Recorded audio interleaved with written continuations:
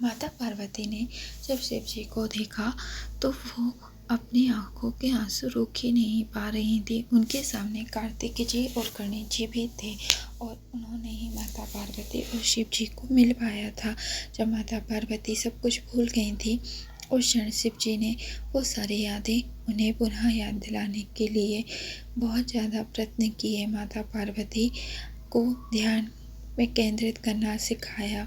ये सारी बातें माता पार्वती को याद आई तो उनके नेत्रों से आंसू बहाने लगे। उनके आंसू देख शिव जी की आंखों से भी आंसू आ गए और उसके पश्चात जब माता पार्वती को याद आया कि वो विवाह के बंधन में शिव जी के साथ बंधी हुई हैं तो वो अपने आप को रोक ही नहीं पाई और उन्होंने महादेव से कहा कि महादेव, आपने इतने पल कैसे मेरे बिना बिताए, आप हर एक क्षण मेरे साथ रहे।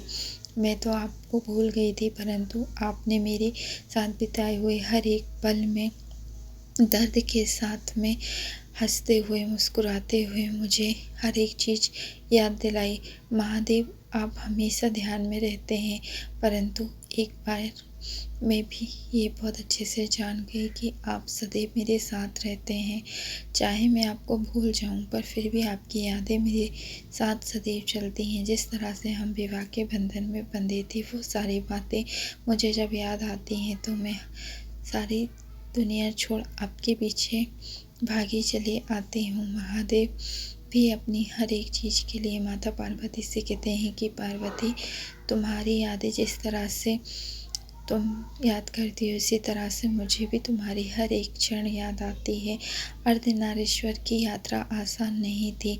हम शुरुआत से लेके अंत तक हैं और हमें ही अगर धरती पे प्रेम को पूरी तरह से बनाए रखना है तो हमें वो सारे यात्राएं करनी होंगी। हर एक जन्म में माता पार्वती को शिव जी के साथ में आना ही होगा।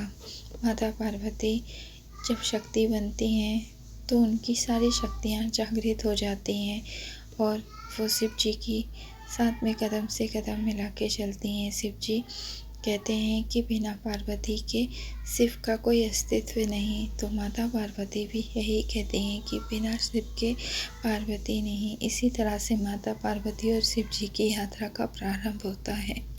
जब माता पार्वती ने शिव जी को देखा तो वो सारी यादें उन्हें वापस से याद आ गईं। जब वो एक दूसरे की तरफ बढ़ रहे थे तो उनकी आंखों से आंसू की धारा बह रही थी।